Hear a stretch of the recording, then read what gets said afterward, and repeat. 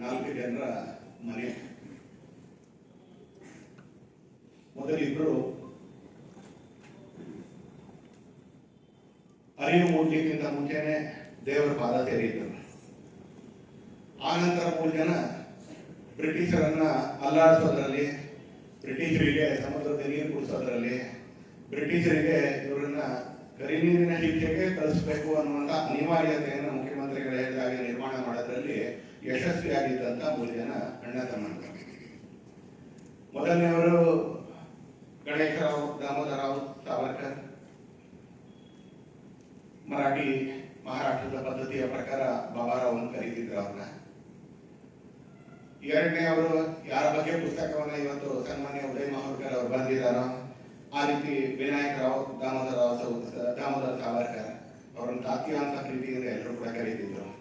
ಮೂರನೆಯವರು ನಾರಾಯಣರಾವ್ ದಾಮೋದರ ಸಾವರ್ಕರ್, ಅವ್ರನ್ನ ಪ್ರೀತಿಯಿಂದ ಬಾಳ ಅಂತ ಎಲ್ಲರೂ ಕೂಡ ಕರೀತಿದ್ರು. ಇವರು 3 ಜನರ ತಂಗಿ ಮಾಯಿ. ಮೊದಲನೆಯವ್ರಿಗೂ ಕರಿನೀರಿನ ಶಿಕ್ಷೆ, ಎರಡನೇವ್ರಿಗೂ ಕರಿನೀರಿನ ಶಿಕ್ಷೆ, ಎರಡನೇವ್ರಿಗೆ 2 ಬಾರಿಯ ಕರಿನೀರಿನ ಶಿಕ್ಷೆ. ಯಾವ ಪುನರ್ಜನ್ಮದ ಬಗ್ಗೆ ಕ್ರಿಶ್ಚಿಯನ್ರಿಗೆ ನಂಬಿಕೆನೇ ಇಲ್ವೋ ಅಂತ ಬ್ರಿಟಿಷರು ಕೊಟ್ಟಿರ್ತಕ್ಕಂಥ 2 ಕರಿನೀರಿನ ಶಿಕ್ಷೆ. ಯಾಕಂದ್ರೆ ಆ ಜನ್ಮ ಅಂತ ಹೇಳಿದ್ರೆ ಕಾಯುವವರೆಗೆ ಅಂತ, ಅದಾದ್ಮೇಲೆ ಹುಟ್ಟಿಲ್ಲ ಅಂತ ಕ್ರಿಶ್ಚಿಯನ್ ನಂಬಿಕೆ ಹೇಳುತ್ತೆ. ಅದಕ್ಕೆ ವಿರುದ್ಧವಾಗಿ ಅವ್ರು 2 ಆಜನ್ಮ ಶಿಕ್ಷೆಯನ್ನ, 2 ಕರಿನೀರಿನ ಶಿಕ್ಷೆಯನ್ನ ವಿನಾಯಕ ದಾಮೋದರ ಸಾವರ್ಕರ್ ಅವರಿಗೆ ಅವ್ರು ಕೊಟ್ಟಿದ್ರು. ತಮ್ಮ ನಂಬಿಕೆಗೆ ವಿರುದ್ಧವಾಗಿ, ತಮ್ಮ ಪದ್ಧತಿಗೆ ವಿರುದ್ಧವಾಗಿ ಕೊಟ್ಟಿದ್ರು. ಕರಿನೀರಿನ ಶಿಕ್ಷೆ ಸಿಗ್ಲಿಕ್ಕಿಂತ ಮುಂಚೆ, ಸ್ವಲ್ಪ ದಿನಗಳಷ್ಟು ಮುಂಚೆ, ಹಿರಿಯ ಅಣ್ಣ ಅವ್ರನ್ನ ಅರೆಸ್ಟ್ ಮಾಡ್ತಾರೆ. ಅವ್ರು ಜೈಲಲ್ಲಿ ಇರ್ತಾರೆ. ಯೇಸುವಹಿನಿ ಅತ್ತಿಗೆ, ಸಾವರ್ಕರ್ ಅವರ ಅತ್ತಿಗೆ, ಮನೆ ಹೆಚ್ಚು ಕಡಿಮೆ ನೋಡ್ಕೊಳ್ತಾ ಇದ್ದಂತ ಹೆಣ್ಣುಮಗಳು, ಮುಗ್ಧ ಹೆಣ್ಣುಮಗಳು. ಯಾವ ಹೋರಾಟಕ್ಕೆ ಇವರು ಭಾಗವಹಿಸ್ತಾ ಇದ್ದಾರೆ ಅದರ ವ್ಯಾಪ್ತಿಯೂ ಗೊತ್ತಿಲ್ಲದೆ ಇದ್ದಂತ ಮುಗ್ಧ ಹೆಣ್ಣುಮಗಳು. ಆಕೆಯ ಕಿವಿಗೆ ಬೀಳುತ್ತೆ 3ನೇ ತಮ್ಮ ಬಾಳನನ್ನು ಕೂಡ ಪೊಲೀಸರು ಅರೆಸ್ಟ್ ಮಾಡಿದ್ದಾರೆ ಅಂತ ಆಕೆಯ ಕಿವಿಗೆ ಮಾಹಿತಿ ಸಿಗುತ್ತೆ. ಗಂಡ ಅರೆಸ್ಟ್ ಆಗಿದ್ದಾರೆ, ಜೈಲಲ್ಲಿದ್ದಾರೆ. ಮೈದನ 2ನೇ ಮೈದನ, ಆತನನ್ನು ಕೂಡ ಬ್ರಿಟಿಷ್ ಪೊಲೀಸರು ಅರೆಸ್ಟ್ ಮಾಡಿದ್ದಾರೆ. ಅತ್ತಿಗೆ ಹೊರಗಿದ್ದಾರೆ ಅಂತ ಅನ್ಕೊಂಡಿದ್ದಂತ ವಿನಾಯಕ ದಾಮೋದರ ಸಾವರ್ಕರ್ ಅವರಿಗೆ ತಾತ್ಯಾಗಿ ಪತ್ರ ಬರೀತಾರೆ. ನೀವಾದರೂ ಮನೆಯನ್ನ ಸ್ವಲ್ಪ ನೋಡ್ಕೊಳ್ಳಿ ಬನ್ನಿ, ಅವರಿಬ್ಬರನ್ನು ಬ್ರಿಟಿಷರು ಅರೆಸ್ಟ್ ಮಾಡಿದ್ದಾರೆ ಅಂತ ಹೇಳಿ. ಆ ಪತ್ರ ಓದಂತ, ಯಾಕಂದ್ರೆ ಬದುಕಿಗೆ ಗಮ್ಯ ಏನು, ಬದುಕಿಗೆ ಗುರಿ ಏನು, ಬದುಕಿನಲ್ಲಿ ನಾನು ಮಾಡ್ಬೇಕಾಗಿರೋದು ಏನು ಅನ್ನೋದನ್ನ ಸನ್ಮಾನ್ಯ ಮಹೇಶ್ ಅವರು ಆಗ್ಲೇ ಹೇಳಿದಾಗೆ 12ನೇ ವಯಸ್ಸಿಗೆ ಕ್ರಾಂತಿಕಾರಿಯಾಗಿದ್ದಂತ, ರೆಬೆಲ್ ಆಗಿದ್ದಂತ ಸಾವರ್ಕರ್ ಅವರಿಗೆ ಅತ್ತಿಗೆ ಇಬ್ರು, ತನ್ನ ಪತಿ ಮತ್ತು ಮೈದನ ಇಬ್ರು ಕೂಡ ಅರೆಸ್ಟ್ ಆಗಿದ್ದಾರೆ, ಪೊಲೀಸರ ಕಸ್ಟಡಿಯಲ್ಲಿದ್ದಾರೆ, ಜೈಲಿನಲ್ಲಿದ್ದಾರೆ. ನೀವಾದ್ರೂ ಮನೆ ನೋಡ್ಕೊಳ್ಳಿ ಅಂತ ಹೇಳಿದಾಗ ಆ ತಾಯಿಗೆ ಪತ್ರ ಬರೀತಾರೆ ಸಾವರ್ಕರ್ ಅವರ ವ್ಯಕ್ತಿತ್ವವನ್ನ ನಮ್ಗೆ ಇವತ್ತು ಸನ್ಮಾನ್ಯ ಮುಖ್ಯಮಂತ್ರಿಗಳು ಕೂಡ ಮತ್ತು ಸನ್ಮಾನ್ಯ ಮಹೇಶ್ ಅವರು ಕೂಡ ತುಂಬಾ ಅರ್ಥಗರ್ಭಿತವಾಗಿರ್ತಕ್ಕಂಥ ಮಾತುಗಳಲ್ಲಿ ನಮಗೆ ಕಟ್ಕೊಡುವಂತ ಕೆಲಸ ಮಾಡಿದ್ದಾರೆ. ನನ್ನ ಹತ್ರ ತುಂಬಾ ಕೆಲಸ ಇದೆ ಅಂತ ಏನಿಲ್ಲ, ಉಳ್ಕೊಂಡಿದೆ ಅಂತ ಏನಿಲ್ಲ, ಆದ್ರೆ ನನ್ನ ಹತ್ರ ಇರೋ ಸಮಯದಲ್ಲಿ ನಾನು ಕೊಟ್ಟಿರ್ತಕ್ಕಂಥ ಕೆಲಸವನ್ನು ನಾನು ಮಾಡ್ತೇನೆ. ತನ್ನ ಅತ್ತಿಗೆಗೆ ಸಾವರ್ಕರ್ ಒಂದು ಪತ್ರ ಬರೀತಾರೆ. ಎಷ್ಟು ಸುಂದರವಾಗಿರ್ತಕ್ಕಂಥ ಪತ್ರ ಅಂತ ಹೇಳಿದ್ರೆ, ಈ ದೇಶದ ಯುವಕರು ಆ ಸಂದರ್ಭದಲ್ಲಿ, ಸ್ವಾತಂತ್ರ್ಯ ಪೂರ್ವದ ಸಂದರ್ಭದಲ್ಲಿ ಯಾವ ರೀತಿ ಬದುಕಿದ್ರು ಅನ್ನೋದಕ್ಕೆ ನಮ್ಮ ಹತ್ರ 100 ಉದಾಹರಣೆಗಳಿದೆ. ಅದರಲ್ಲಿ ಒಂದು ಮೇರು ಉದಾಹರಣೆ, ಒಂದು ಜ್ವಲಂತವಾಗಿರ್ತಕ್ಕಂಥ ಉದಾಹರಣೆ ಸಾವರ್ಕರ್ ಅವರು. ಸಾವರ್ಕರ್ ತನ್ನ ಅತ್ತಿಗೆಗೆ ಪತ್ರ ಬರೀತಾರೆ. 100 ಹೂಗಳು, 100 ತಾವರೆಗಳು ಅದು ಹುಟ್ಟುತ್ತವೆ, ಬಾಡುತ್ತವೆ ಮತ್ತು ಉರುಳಿ ಹೋಗ್ತವೆ. 100 ಹೂಗಳು ಅದು ಅರಳುತ್ತವೆ, ಬಾಡುತ್ತವೆ ಮತ್ತು ಉರುಳಿ ಹೋಗ್ತವೆ. ಆದ್ರೆ ಯಾವ ಹೂವು, ಯಾವ ತಾವರೆ ಗಜೇಂದ್ರನ ಪೂಜೆಗೆ ಅಂತ ಹೇಳಿ ಅದನ್ನ ಪಾದದ ತಳಕ್ಕೆ ಸಮರ್ಪಿತವಾಗಿತ್ತೋ ಆ ತಾವರೆಯೇ ಧನ್ಯ. 100 ತಾವರೆಗಳು ಅರಳುತ್ತವೆ, ಬಾಡುತ್ತವೆ, ಉರುಳಿ ಹೋಗ್ತವೆ. ಆದ್ರೆ ಯಾವುದೋ ಒಂದು ತಾವರೆ ಗಜೇಂದ್ರನ ಪೂಜೆಗೆ ಅಂತ ಹೇಳಿ, ಗಜೇಂದ್ರನ ಆರಾಧನೆಗೆ ಅಂತ ಹೇಳಿ ಆತನ ಪಾದತಲಕ್ಕೆ ಅರ್ಚನೆ ಆಗುತ್ತೆ, ಅರ್ಪಣೆ ಆಗುತ್ತೆ. ಆ ತಾವರೆಯೇ ಧನ್ಯ. ಆ ತರ ನನ್ನ ತಾಯಿ 3 ಜನ ಮಕ್ಕಳು, ಅದರಲ್ಲಿ 2 ಅರ್ಪಣೆ ಆಗಿದ್ದಾರೆ, ನಾನು ಕೂಡ ಅರ್ಪಣೆ ಆಗ್ಬೇಕಾಗಿದೆ. ಅಕಸ್ಮಾತ್ ಯದುವಹಿನಿ ಅಕಸ್ಮಾತ್ ನಮ್ಮ ತಾಯಿಗೆ 7 ಜನ ಮಕ್ಕಳು ಇದ್ದಿದ್ರೆ, ಉಳ್ಕೊಂಡಿದ್ದಿದ್ರೆ, ಆ 7 ತಾವರೆಗಳನ್ನು ನನ್ನ ತಾಯಿ ಆ ಭಾರತ ಮಾತೆಯ ಪೂಜೆಗೋಸ್ಕರ, ಆ ಭಾರತ ಮಾತೆಯ ಸೇವೆಗೋಸ್ಕರನೇ ಸಮರ್ಪಣೆ ಆಗಲಿ ಅಂತ ಬಯಸ್ತಿದ್ರು. ಮನೆಗೆ ನೀನ್ ಜೊತೆಯಾಗಿ ಬಂದಿದ್ಯಾ, ಹಾಗಾಗಿ ಅದೇ ಮಾನಸಿಕತೆಯಲ್ಲಿ ಇರಬೇಕು ಅಂತೇಳಿ ಆ ಮುಗ್ಧ ಹೆಣ್ಣು ಮಗಳಿಗೆ ಸಾವರ್ಕರ್ ಪತ್ರ ಬರೀತಾರೆ. ಅವರು ಕೂಡ ಗೈರು ಶಿಕ್ಷೆ ಒಳಗಾಗ್ತಾರೆ. ಈ ತರದ ಒಬ್ಬ ವ್ಯಕ್ತಿಯ ಬಗ್ಗೆ ಕರ್ನಾಟಕ ಒಂಥರ ಅದೃಷ್ಟವಂತ ಪ್ರದೇಶ. ನಾನು ಉದಯ್ ಮಹಾರ್ಕರ್ ಅವರಿಗೆ Honorable Uday Markar ji had come to invite me for the book release function. I had told him jokingly that instead of releasing this book in Delhi, where both on stage and also off stage in front of it, you find only people with grey hair or dyed hair or bald head. It is better you come to Bangalore, where 90% of the crowd you will get is not grey hair but dark hair, not dyed hair but original black hair, and not only some bald head, also head full of hair and also full of commitment you will be getting. ಇವತ್ತು ಸಾವರ್ಕರ್ ಅವರ ಈ ಪುಸ್ತಕದ ಬಿಡುಗಡೆಗೆ ತಂಗಿ ಶ್ರೀಲಕ್ಷ್ಮಿ ಅವರು ಹೇಳ್ತಾ ಭವಿಷ್ಯದ ಜನಾಂಗ ಅಂತ ಹೇಳಿದ್ರು. ಅವ್ರನ್ನ ನಾನು ವಿನಯದಿಂದ ತಿದ್ದುತ್ತೀನಿ, ವರ್ತಮಾನ ಜನಾಂಗಕ್ಕೂ ಬೇಕು, ಯಾಕಂದ್ರೆ ಭವಿಷ್ಯಕ್ಕೆ ಇವ್ರು ಕಟ್ಕೊಡ್ಬೇಕಾಗಿರೋರು. ಆ ತರ ವರ್ತಮಾನ ಜನಾಂಗದ ಪೂರ್ಣ ಕೈಕೂದಲಿನ 100 ಜನ ಇವತ್ತು ಕಾರ್ಯಕ್ರಮದಲ್ಲಿ ಭಾಗವಹಿಸ್ತಾ ಇದ್ದೀರಿ. ಆ ತರದ ಒಂದು ಕಾರ್ಯಕ್ರಮದಲ್ಲಿ ಇವತ್ತು ಸಾವರ್ಕರ್ ಅವರ ಬದುಕನ್ನ ನಮ್ಮೆಲ್ಲರ ಎದುರಿಗೆ ಕಟ್ಟಿಕೊಡ್ತಕ್ಕಂಥ ಕೆಲಸ ಪುಸ್ತಕದ ಮುಖಾಂತರನೂ ನಡೆದಿದೆ, ಮಾತುಗಳ ಮುಖಾಂತರ ನಡೆದಿದೆ. ಆ ತರದ ಪುಸ್ತಕ ಬಿಡುಗಡೆಯ ಕಾರ್ಯಕ್ರಮಕ್ಕೆ ತನ್ನ ಸಾನ್ನಿಧ್ಯವನ್ನ ವಹಿಸಲಿಕ್ಕೆ ಒಪ್ಪಿಕೊಂಡು ಜೀವ ವಿರೋಧಿ ಸಾವರ್ಕರ್, ಮಾನವ ವಿರೋಧಿ ಸಾವರ್ಕರ್, ಕಾಯಕ ಸಂಸ್ಕೃತಿಯ ನಾಥ ಸಂಪ್ರದಾಯದ ಯೋಗಿ ಜೀವ ವಿರೋಧಿ ಸಾವರ್ಕರ್ ಅವರ ಪುಸ್ತಕ ಬಿಡುಗಡೆ ಕಾರ್ಯಕ್ರಮಕ್ಕೆ ಹೋಗ್ಬೇಕಾ? ಕಾಯಕ ಸಂಸ್ಕೃತಿಯ ನಾಥ ಸಂಪ್ರದಾಯದ ಒಬ್ಬರ ಸ್ವಾಮೀಜಿ ಮಾನವ ವಿರೋಧಿ ಸಾವರ್ಕರ್ ಅವರ ಪುಸ್ತಕ ಬಿಡುಗಡೆ ಕಾರ್ಯಕ್ರಮಕ್ಕೆ ಹೋಗ್ಬೇಕಾ ಅಂತ ಪುಂಖಾನುಪುಂಖವಾಗಿ ಇತ್ತೀಚಿನವರೆಗೂ ಕಟ್ಟಡದ ಹೊರಗಿನ ಮೆಟ್ಲೆಗಳ ಮೇಲೆ ನಾನು ನಕ್ಸಲ್ ಅಂತ ಬರ್ಕೊಳ್ತಾ ಇದ್ದಂತ, ನಾನು ಗೌರಿ ಅಂತ ಬರ್ಕೊಳ್ತಾ ಇದ್ದಂತ, ನಾನು ಹಿಂಸೆಯ ಪಶು ಅಂತ ಬರ್ಕೊಳ್ತಾ ಇದ್ದಂತ ಜನ, ನಾನು ಗೋಮಾಂಸ ಭಕ್ಷಣೆ ಮಾಡ್ತೀನಿ ಅಂತ ಇಲ್ಲಿವರೆಗೆ ಈ ಕಟ್ಟಡದ ಎದುರುಗಡೆಯ ಮೆಟ್ಲುಗಳನ್ನ ಏಕಸ್ವಾಮ್ಯದಿಂದ ಪಡ್ಕೊಂಡಿದ್ದಂತ ಕೆಲವರು ಇವತ್ತು ಅವ್ರ ಮೊನೋಪಲಿ ಕಡಿಮೆ ಆಗ್ಬಿಟ್ಟಿದೆ, ಹೆಚ್ಚು ಕಡಿಮೆ ಇಲ್ಲ ಅಂತ ಆಗ್ಬಿಟ್ಟಿದೆ. ಅವ್ರ ಕಾರ್ಯಕ್ರಮ ಒಳಗ್ ಮಾಡಲ್ಲ, ಯಾಕಂದ್ರೆ ಒಳಗಡೆ 830 ಕುರ್ಚಿ ಇದೆ. ಮೆಟ್ಲಲ್ಲಿ 10 ಜನ ಕೂತ್ರು ಫೋಟೋ ಬರುತ್ತೆ, ಯಾಕಂದ್ರೆ ಅವರೇ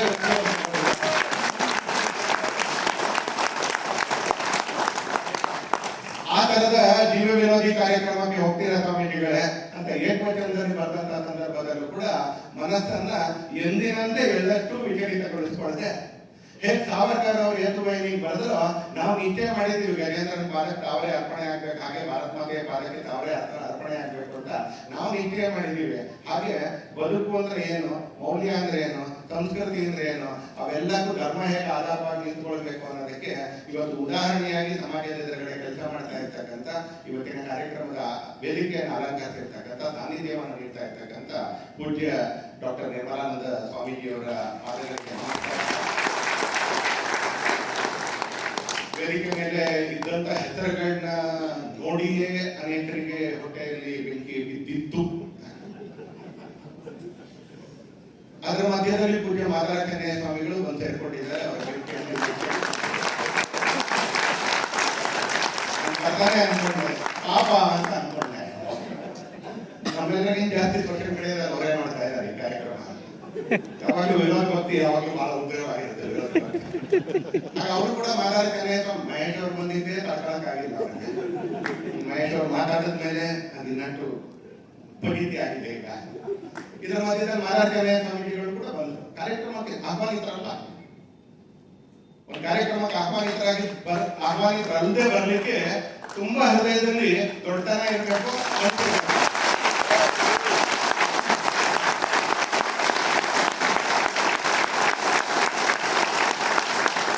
ಇವತ್ತು ಆ ರೀತಿ ಸಾವರ್ಕರ್ ಬಗ್ಗೆ ನಡೀತಾ ಇರ್ತಕ್ಕಂಥ ಕಾರ್ಯಕ್ರಮಕ್ಕೆ ನಾನು ಬರಬೇಕು ಅಂತ ಹೇಳಿ ಪೂಜ್ಯ ನಿರ್ಮಲಾನಂದರ ಜೊತೆ ಇವತ್ತು ನಾವೆಲ್ಲರನ್ನ ಆಶೀರ್ವದಿಸಲಿಕ್ಕೆ ಬಂದಿರತಕ್ಕಂಥ ಇನ್ನೊಬ್ಬ ಜೀವಪರ ಸ್ವಾಮೀಜಿ. ಯಾಕಂದ್ರೆ ಈ ಶಬ್ದಗಳೆಲ್ಲ ಮೊನೋಪಲಿಯನ್ನ ಮೆಟ್ಲ ಮೇಲೆ ಇರೋರು ಇಟ್ಕೊಂಡಿದ್ರು, ಇವತ್ತು ಕುರ್ಚಿ ಮೇಲೆ ಇರೋರು ಇಟ್ಕೊಳ್ತಾ ಇದ್ರು. ಆದ್ರಿಂದ ಜೀವಪರವಾಗಿರ್ತಕ್ಕಂಥ ಸ್ವಾಮೀಜಿಗಳು ಶೋಷಿತ ಸಮಾಜಕ್ಕೆ ಶಕ್ತಿ ತುಂಬಿಸಲಿಕ್ಕೆ, ಶೋಷಿತ ಸಮಾಜಕ್ಕೆ ತನ್ನದೇ ಆಗಿರ್ತಕ್ಕಂಥ ರೀತಿಯಲ್ಲಿ ಸ್ಥೈರ್ಯ ತುಂಬುವಂತ ನಿಟ್ಟಿನಲ್ಲಿ ರಾಜ್ಯಾದ್ಯಂತ ಪ್ರವಾಸ ಮಾಡ್ತಾ ಎಲ್ಲರಿಗೂ ಕೂಡ ಶಕ್ತಿ ತುಂಬುತ್ತಾ ಇರ್ತಕ್ಕಂಥ ಪೂಜ್ಯ ಮಾದಾರಕನ್ಯ ಸ್ವಾಮಿಗಳ ಪಾದಾರವಿಂದಗಳಲ್ಲೂ ಕೂಡ ನಮಸ್ಕರಿಸ್ತಾ, ಮುಖ್ಯಮಂತ್ರಿಗಳು ಬಂದಿದ್ದು ಅಂತ ಅಸಲು, ಇವತ್ತು ಅವ್ರು ಮಾತಾಡಿದ್ದು ಬೋನಸ್.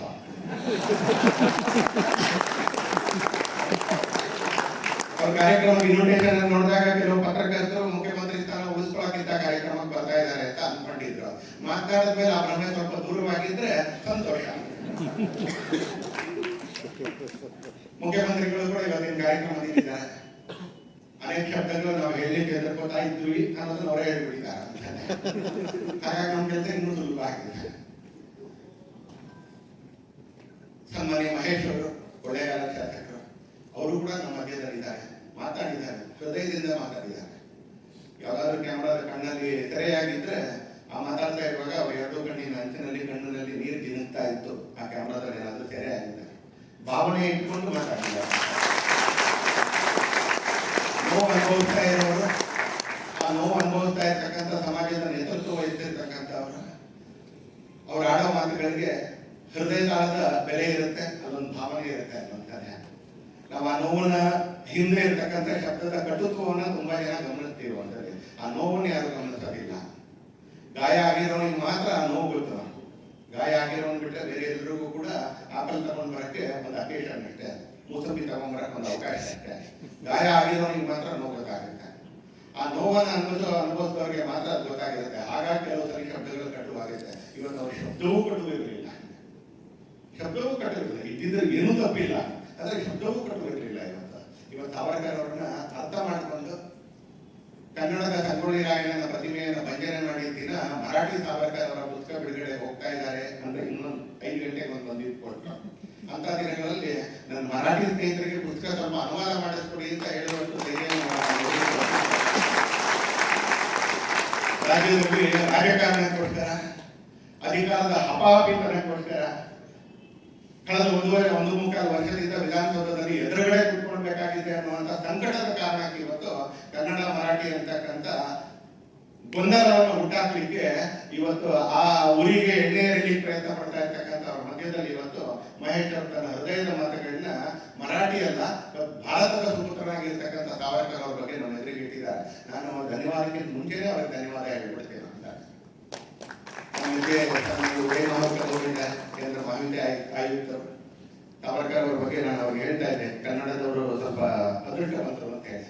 70ರ ದಶಕದಲ್ಲಿ ಶಿವರಾಮ್ ಅವರು ಆತ್ಮಾಹುತಿ ಬಂದುಕೊಟ್ರು ನಮ್ಗೆ. ಅದನ್ನ ಮಿತ್ರ ಮಾಧ್ಯಮದವರು ಅದಾದ ನಂತರ ಮರುಮುದ್ರಣವನ್ನು ಮಾಡಿದ್ರು ಸಾವರ್ಕರ್ ಅವರ ಶಿವರಾಮ್ ಅವರ ಆತ್ಮಾಹುತಿ ಪುಸ್ತಕವನ್ನು. ನಮ್ಮ ಅನೇಕರು ಇಲ್ಲಿ ಯಾರು 40-50 ದಾಟಿದೀವೋ ನಾವೆಲ್ಲರೂ ಅದೇ ಪುಸ್ತಕವನ್ನ, ಅದೇ ಆತ್ಮಾಹುತಿ ಪುಸ್ತಕವನ್ನ ಓದ್ತಾ ಓದ್ತಾ ಓದ್ತಾ ಓದ್ತಾ ಈ ತರ ಸಭೆಗಳಿಗೆ ಬರೋದನ್ನ, ಈ ಸಂಘಟನೆ ಜವಾಬ್ದಾರಿಯನ್ನು ಪಡ್ಕೊಳ್ಳೋದನ್ನ ಕಲ್ತವ್ರು ಅಂತ.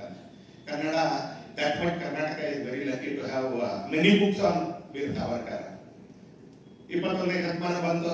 2005, 2002, 2003, 2004 ಚಕ್ರವರ್ತಿ ಸೂರ್ಯಬೆಲೆ ಅವರು ಒಂದು ಸಣ್ಣ ಪುಸ್ತಕವನ್ನು ಸಾವರ್ಕರ್ ಬಗ್ಗೆ ಬರೆದ್ರು. ಸಾವಿರಾರು ಕಡೆ ಬಿಡುಗಡೆ ನಡೀತು. ಅದನ್ನ ಯುವಕರು ಸಾವರ್ಕರ್ ಪುಸ್ತಕವನ್ನು ಹೊಸ್ಕೊಂಡು ಓಡಾಡಿದ್ರು.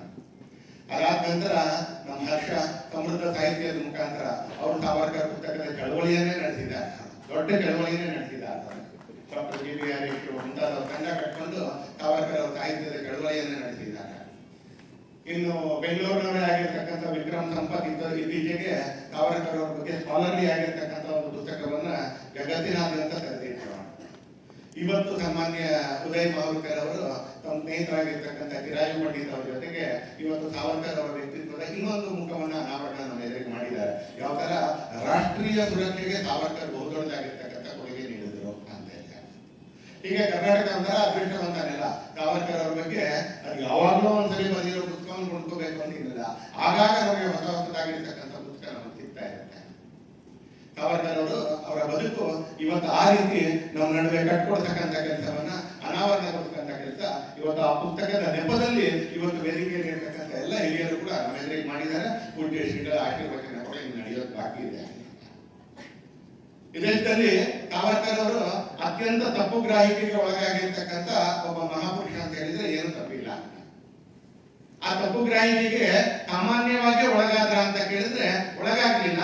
ಬದಲಾಗಿ ಬೇಕು ಅಂತ ಹೇಳಿ ಒಂದು ಲಾಬಿಯವರು, ಒಂದು ತಂಡದವರು ಅವ್ರನ್ನ ಬೇಕು ಅಂತ ಹೇಳಿ ಆ ರೀತಿ ಮಾಡ್ತಕ್ಕಂಥ ಪ್ರಯತ್ನ ಮಾಡಿದ್ರು.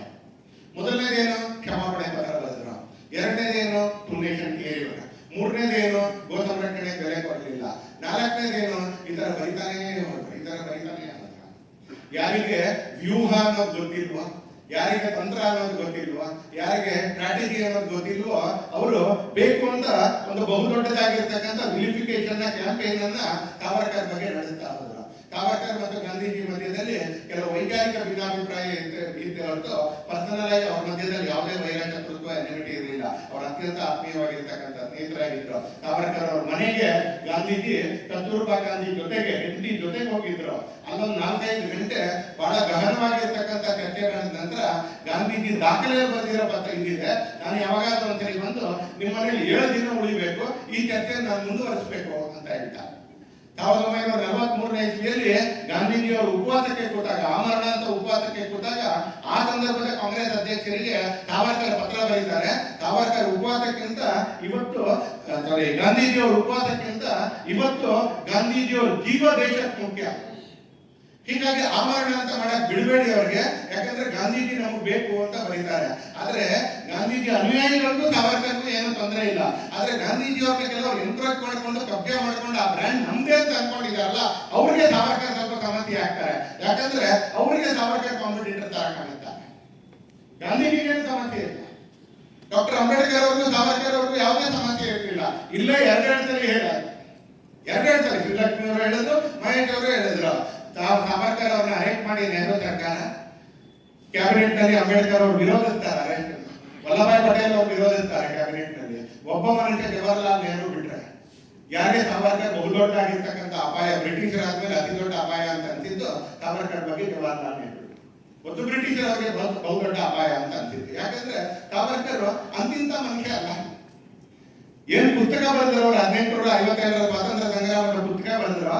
ಇವತ್ತು ಯಾರು ಹೊತ್ತಾಗಿ ಕೇಳ್ತಾ ಇದ್ರೆ ಕಲ್ಪನೆ ಮಾಡ್ಕೊಳ್ಳಿ, ಆ ಪುಸ್ತಕ ಪಬ್ಲಿಷಿಂಗಿಗಿಂತ ಮುಂಚೆ 2 ದೇಶಗಳಲ್ಲಿ, ಫ್ರಾನ್ಸ್ನಲ್ಲಿ ಮತ್ತು ಬ್ರಿಟನ್ ಅಲ್ಲಿ, ಆ 2 ದೇಶಗಳಲ್ಲಿ ಬ್ಯಾನ್ ಆಗಿತ್ತು. ಪುಸ್ತಕ ಪಬ್ಲಿಷ್ ಆಗೋದಕ್ಕಿಂತ ಮುಂಚೆ 2 ದೇಶಗಳಲ್ಲಿ ಪುಸ್ತಕ ಬ್ಯಾನ್ ಆಗಿರ್ತಕ್ಕಂಥ ಪುಸ್ತಕದ ಮೊದಲ ಲೇಖಕ ಸಾವರ್ಕರ್. ಹಾಗಾಗಿ ಸಾವರ್ಕರ್ ಯಾಕೆ ಕರಿನೀರಿನ ಶಿಕ್ಷೆಗೆ ಒಳಗಾಗಬೇಕಾಗಿತ್ತು ಅಂತ ನೀವೇ ಯೋಚನೆ ಮಾಡಿ. ಹೇಗೆ ಒಂದು ಅಂತಾರಾಷ್ಟ್ರೀಯ ನ್ಯಾಯಾಲಯ ಅಂತಿದೆ, ಆ ಅಂತಾರಾಷ್ಟ್ರೀಯ ನ್ಯಾಯಾಲಯದಲ್ಲಿ ಇಂಟರ್ನ್ಯಾಷನಲ್ ಕೋರ್ಟ್ ಆಫ್ ಜಸ್ಟಿಸ್ ನಲ್ಲಿ ಈಗ ಒಬ್ಬರು ಭಾರತೀಯರ ಅದಕ್ಕೆ ಮುಖ್ಯ ನ್ಯಾಯಾಧೀಶರಾಗಿ ಆಯ್ಕೆನೂ ಆಗಿದ್ದ.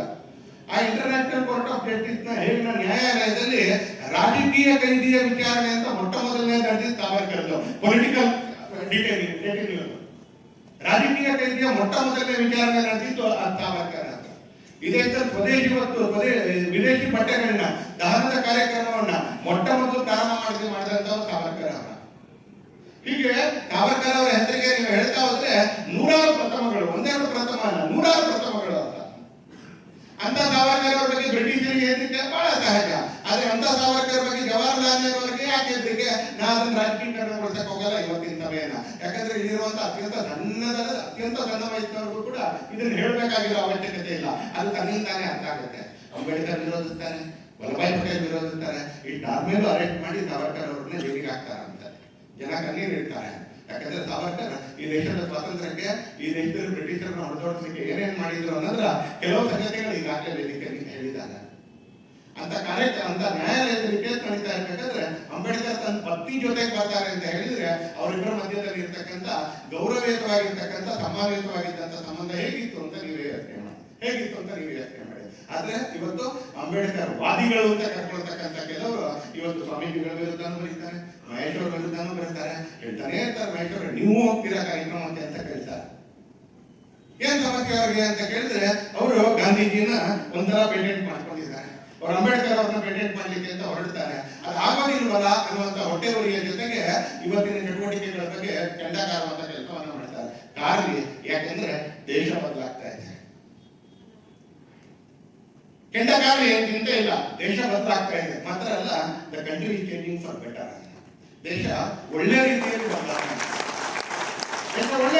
ಬದಲಾವಣೆ, ಇವತ್ತು ಸಾವರ್ಕರ್ ಬಗ್ಗೆ ತಿಳ್ಕೊಳ್ಬೇಕು ಅಂತ 90% ಯುವಕರು ಇರ್ತಕ್ಕಂಥ ಒಂದು ಸಭೆ ನಡೀತಾ ಇದೆ ಬೆಂಗಳೂರಿನಲ್ಲಿ. ಒಂದು ಇಂಗ್ಲಿಷ್ ಪುಸ್ತಕದ ಸಭೆ ನಡೀತಾ ಇದೆ ಅಂತ ಹೇಳಿದ್ರೆ ಕಂಟ್ರಿ ಇಸ್ ಚೇಂಜಿಂಗ್, ದೇಶ ಬದಲಾಗಿದೆ, ದೇಶ ಒಳ್ಳೆಯ ರೀತಿಯಲ್ಲಿ ಬದಲಾಗ್ತಾ ಇದೆ. ಈ ಬದಲಾವಣೆಗೆ ಗತಿ ಸಿಗ್ತಾ ಇದೆ, ಈ ಬದಲಾವಣೆಗೆ ವೇಗ ಸಿಗ್ತಾ ಇದೆ. ಯಾಕಂದ್ರೆ ಸಾವರ್ಕರ್ ಒಬ್ಬರೇ ಅಲ್ಲ, ಸಾವರ್ಕರ್ ತನಕ 100 ಜನ ಈ ದೇಶಕ್ಕೋಸ್ಕರ ಬದುಕನ್ನು ಸಮರ್ಪಣೆ ಮಾಡಿದ್ರು. ಅವ್ರ ಚಿಂತನೆಗಳನ್ನ ಅನ್ವಯ ಮಾಡತಕ್ಕಂತ ರೀತಿಯ ವ್ಯಕ್ತಿಗಳು ಇವತ್ತು ಸಮಾಜದಲ್ಲಿ ಬಲವಾಗ್ತಾ ಇದ್ದಾರೆ, ಪ್ರಬಲರಾಗ್ತಾ ಇದ್ದಾರೆ, ಬದ್ಧತೆಯಿಂದ ಕೆಲಸ ಮಾಡ್ಲಿಕ್ಕೆ ಆರಂಭ ಮಾಡ್ತಾ ಇದ್ದಾರೆ. ಅದು ವಿಶ್ವವಿದ್ಯಾನಿಲಯದಲ್ಲಿ ಇರ್ಬೋದು, ಅದು ಕಲಾಕ್ಷೇತ್ರದಲ್ಲಿ ಇರ್ಬೋದು, ಅದು ಸಿನಿಮಾ ರಂಗದಲ್ಲಿ ಇರ್ಬೋದು, ಅಥವಾ ಆಡಳಿತ ರಂಗದಲ್ಲಿ ಇರ್ಬೋದು. ಇವತ್ತು ಬದ್ಧತೆ ಜೊತೆಗೆ ಆ ಬದಲಾವಣೆ ತಗೊಂಡ್ಬರ್ಲಿಕ್ಕೆ ಬೇಕಾಗಿರ್ತಕ್ಕಂಥ ಕೆಲಸವನ್ನು ಮಾಡ್ತಾ ಇದ್ದಾರೆ. ಸಾವರ್ಕರ್ ಹೀಗೆ ಇನ್ನೊಬ್ಬ ಸ್ವಾತಂತ್ರ್ಯ ಹೋರಾಟ, ಎಲ್ಲ ಸ್ವಾತಂತ್ರ್ಯ ಹೋರಾಟಗಾರರು ಪೂಜ್ಯರು. ನಮಗೆ ಯಾರು 1 ಗಂಟೆ ಕೊಟ್ಟಿದ್ರು, 2 ಗಂಟೆ ಕೊಟ್ಟಿದ್ರು, ಒಂದು ಸತ್ಯಾಗ್ರಹದಲ್ಲಿ ಭಾಗವಹಿಸಿದ್ರು ಕೂಡ ಅವ್ರು ಪೂಜ್ಯರೇ ನಮ್ಗೆ. ಆದ್ರೆ ಸಾವರ್ಕರ್ ಆಗ್ಲೇ ಮಹೇಶ್ ಅವರು ಹೇಳ್ದಂಗೆ 14 ವರ್ಷ ಜೈಲು, ಅದಾದ ನಂತರ 13 ವರ್ಷ ರತ್ನಗಿರಿಯಲ್ಲಿ ಸ್ಥಾನಬದ್ಧತೆ, ಹೋಮನೆ ಮಾಡಿ. 14 ವರ್ಷ ಜೈಲು, 13 ವರ್ಷ ರತ್ನಗಿರಿಯಲ್ಲಿ ಸ್ಥಾನಬದ್ಧತೆ, 27 ವರ್ಷ. ಇವತ್ತು ಕೆಲವರು ಕೇಳ್ತಾರೆ, ಯಾರು ನಮ್ಮ ಪಾರ್ಟಿಯವ್ರನ್ನ ಬಿಟ್ಟು ಬೇರೆ ಯಾರು ಹೋದವರು ಜೈಲಿಗೆ ಅಂತ ಕೇಳ್ತಾರೆ. ಅವ್ರ ಪಾರ್ಟಿಯವ್ರನ್ನ ಬೇರೆ ಬೇರೆ ಕಾರಣಕ್ಕೆ ಜೈಲಿಗೆ ಹೋದವ್ರು ಅವ್ರ ಪಾರ್ಟಿಯಲ್ಲಿ ಮಾತ್ರ ಇರೋದು.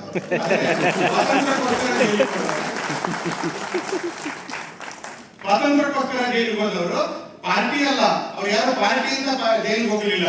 ಯಾಕಂದ್ರೆ ಕೆಲವರು ಹೇಳ್ತಾರೆ ಬೇರೆ ಯಾವ ಪಾರ್ಟಿ ನಾಯಿ ಕೂಡ ಜೈಲಿಗೆ ಹೋಗಿಲ್ಲ ಅಂತ. ಯಾವ ಪಾರ್ಟಿ ನಾಯಿ ಕೂಡ ಜೈಲಿಗೆ ಹೋಗೋದಿಲ್ಲ. ಸ್ವಾತಂತ್ರ್ಯಕ್ಕೋಸ್ಕರ ಕೆಲಸ ಮಾಡಿದಂತವ್ರು ಪಾರ್ಟಿಯಿಂದ ಕೆಲಸ ಮಾಡಲಿಲ್ಲ. ಅವ್ರು ಯಾವ್ದೋ ಒಂದು ತಂಡ ಕಟ್ಕೊಂಡಿದ್ರು. ಆ ತಂಡಕ್ಕೆ ಕಾಂಗ್ರೆಸ್ ಅಂತ ಹೆಸರಾಗಿತ್ತು. ಅದೊಂಥರ ಫೆಡರೇಷನ್ ಆಗಿತ್ತು. ಅದರಲ್ಲಿ ಎಲ್ಲರೂ ಇದ್ರು. ಸ್ವಾತಂತ್ರ್ಯ ನಂತರ ನೀವು ಅದನ್ನ ಆಕ್ರಮಣ ಮಾಡ್ಕೊಂಡ್ಬಿಟ್ರಿ, ಎನ್ಕ್ರೋಚ್ ಮಾಡ್ಕೊಂಡ್ಬಿಟ್ರಿ ಅಂತಾರೆ. ಯಾಕಂದ್ರೆ ನಿಮ್ದೇ ನಾಯಕರು ಗಾಂಧೀಜಿಯವರು ಸ್ವಾತಂತ್ರ್ಯ ಬಂದ ಒಂದೇ ತಿಂಗಳಿಗೆ ಹೇಳಿದ್ರು ಇದನ್ನು ಮೊದಲು ವಿಸರ್ಜಿಸಬೇಕು ಅಂತ. ಬೇರೆ ಯಾವ ಪಾರ್ಟಿಯವರು ದೇಶಕ್ಕೋಸ್ಕರ ಕೆಲಸ ಮಾಡಿದ್ದಾರೆ, ಯಾವ ಪಾರ್ಟಿ ನಾಯಿಗಳು ಹೋಗಿದಾವೆ ಅಂತ ಕೇಳಿದಂತ ಪಾರ್ಟಿಯನ್ನ ವಿಸರ್ಜನೆ ಮಾಡಬೇಕು ಅಂತ ಆ ಪಾರ್ಟಿಯ ಅತ್ಯಂತ ಶ್ರೇಷ್ಠ ನಾಯಕರಾಗಿರ್ತಕ್ಕಂಥ ಗಾಂಧೀಜಿ ಅಧಿಕಾರ ಸ್ವಾತಂತ್ರ್ಯ ಬಂದ ಒಂದೇ ಒಂದು ತಿಂಗಳಿಗೆ ಹೇಳಿದ್ರು ಕಾಂಗ್ರೆಸ್ ಅನ್ನು ವಿಸರ್ಜಿಸಬೇಕು ಅಂತ. ನಿಮ್ ಗಾಂಧೀಜಿ ಮಾತಲ್ಲೇ ಕೇಳದೇ ಇರ್ತಕ್ಕಂಥ ನೀವು ಇವತ್ತು ಬೇರೆ ಪಾರ್ಟಿಯಲ್ಲಿ ಯಾರಿದ್ದಾರೆ? ಬೇರೆ ಪಾರ್ಟಿನೇ ಇರಲಿಲ್ಲ, ಅಥವಾ ಯಾರು ಪಾರ್ಟಿಯಿಂದ ಸ್ವಾತಂತ್ರ್ಯ ಹೋರಾಟಲಿಲ್ಲ. ಯಾವ ತಾವರೆ ಗಜೇಂದ್ರನ ಪೂಜೆಗೆ ಅಂತ ಅರ್ಪಿತ ಆಗುತ್ತೋ ಅಂತ ತಾವರೆ ಧನ್ಯ ಅಂತ ಹೇಳಿದಂತ ಸಾವರ್ಕರ್ 14 ವರ್ಷ ಜೈಲಿನಲ್ಲಿ ಇಲ್ಲಿ ಹೋದ್ರೆ ನನ್ನೂ ಸೇರಿಸಿ, ಬೊಮ್ಮಾಯಿಯವ್ರನ್ನೂ ಸೇರಿಸಿ, ಮಹೇಶ್ ಅವ್ರನ್ನೂ ಸೇರಿಸಿ ಸುಮಾರು ಜನ ಇಲ್ಲಿ ಇರ್ತಕ್ಕಂಥವ್ರು ಸಾವರ್ಕರ್ನ ಯಾವ ಗೂಡೊಳಗೆ ಇಟ್ಟಿದ್ರಲ್ಲ ಅದರ ಗೇಟ್ ಒಳಗಡೆ ನಾವು ಯಾರು ನೇರ ಹೋಗಕ್ಕಾಗಲ್ಲ. ಅಷ್ಟು ದಪ್ಪಾಗಿದ್ರು ನಾವು, ನೇರ ಹೋಗಕ್ಕಾಗದೇ ಇಲ್ಲ. ನಾನು ಬೊಮ್ಮಾಯಿಯವರು ಮಹೇಶ್ ಅವರು ಅಂದ್ರೆ ನಾವು ಅಟೆಂಡಕ್ ಹೋಗ್ಬೇಕಾಗ ಜೈಲಿನಲ್ಲಿ ಆ ಗೇಟ್ ಅಂತ.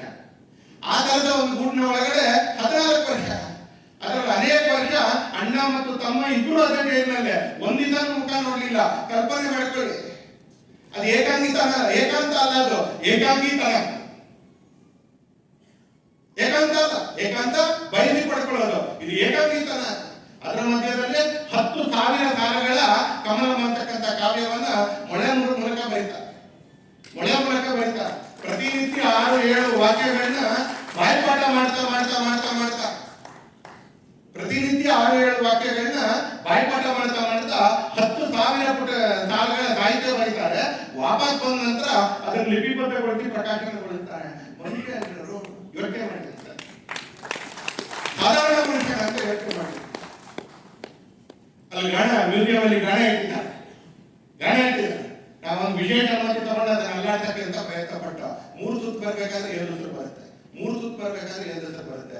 8 ಗಂಟೆ ಆ ಗಾಣ ಸುತ್ತಲೇಬೇಕು. ದಿನಕ್ಕೆ 3-4 kg ಎಣ್ಣೆ ತೆಗಿಲೇಬೇಕು. ನಮ್ಮ ಪಾರ್ಟಿಯವ್ರನ್ನ ಬಿಟ್ಟರೆ ಬೇರೆ ಯಾವ ಪಾರ್ಟಿಯವ್ರು ಜೈಲಿಗೆ ಹೋಗಿದ್ದಾರೆ? ಕಾಫಿ ನಿಮ್ಮ ಪಾರ್ಟಿಯವ್ರು ಜೈಲಿಗೆ ಹೋಗೋದ್ರಲ್ಲಿ ಬಹುತೇಕ ಜನ ಸೆಟ್ಟಿಂಗ್ ಅಲ್ಲಿ ಜೈಲಿಗೆ ಹೋಗಿದ್ದು. ಅದನ್ನ ಹೇಳೋಣ, ಏನೂ ಇರಲಿಲ್ಲ ಅಲ್ಪಟ್ರಿಗೆ. ಇದು ಯಾವ ಸೆಟ್ಟಿಂಗ್ ಅಲ್ಲೂ ಜೈಲಿಗೆ ಹೋಗಿಲ್ಲ.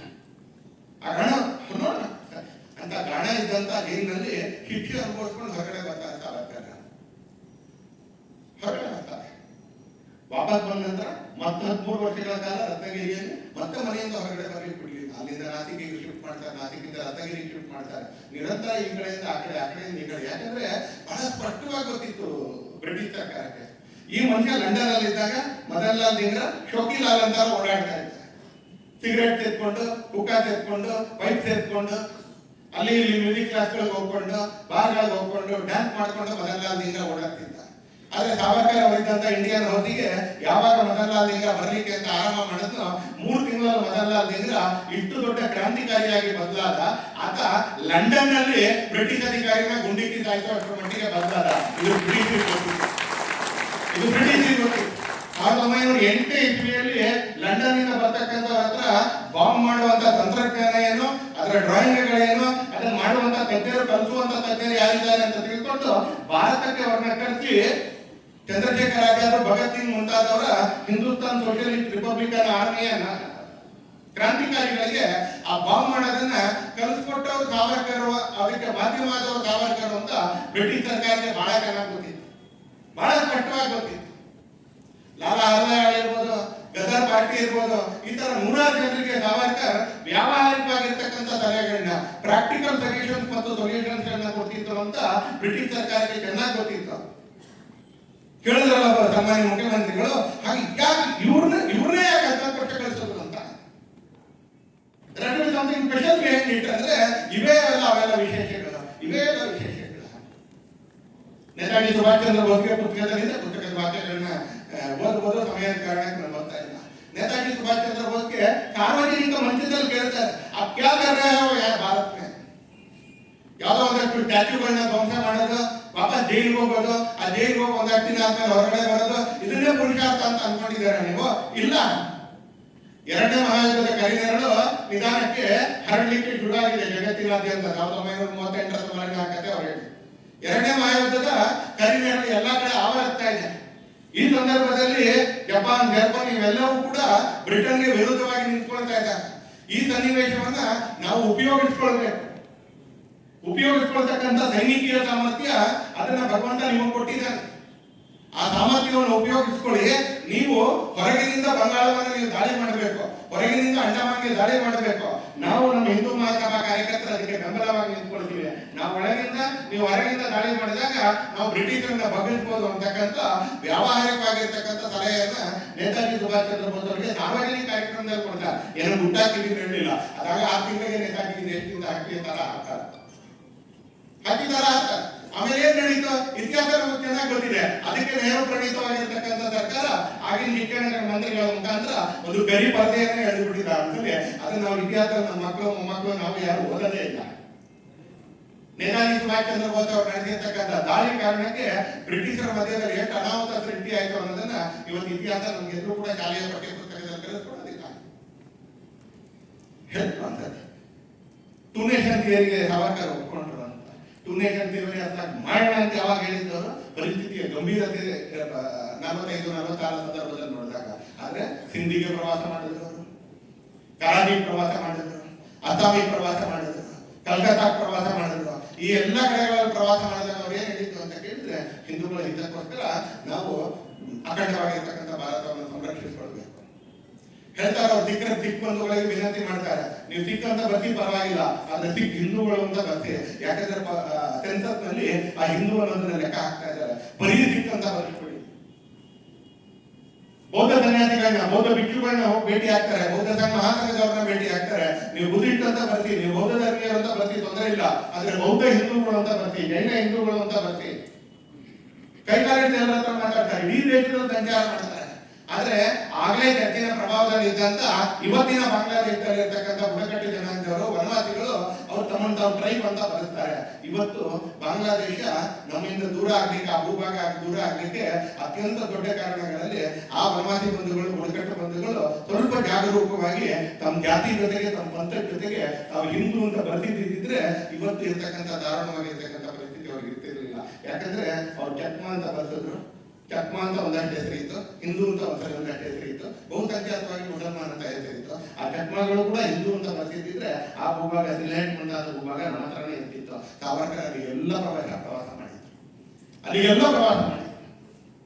ಇವತ್ತು ಸಾವರ್ಕರ್ ಅವ್ರ ಬಗ್ಗೆ ಬೇರೆ ಎತ್ತಿದ್ದಾರೆ. ಸಾವರ್ಕರ್ ಅವ್ರ ಬಗ್ಗೆ ಇವತ್ತು ನಿಂದನೆಯ ಕೆಲಸವನ್ನ ಮಾಡ್ತಾರ ಅಂತಾರೆ. ಆದ್ರೆ ಅವ್ರು ಮಾಡಿರ್ತಕ್ಕಂಥ ಕೆಲಸದ ಆಯಾಮ ನೋಡಿ, ಕೆಲಸದ ಆಯಾಮ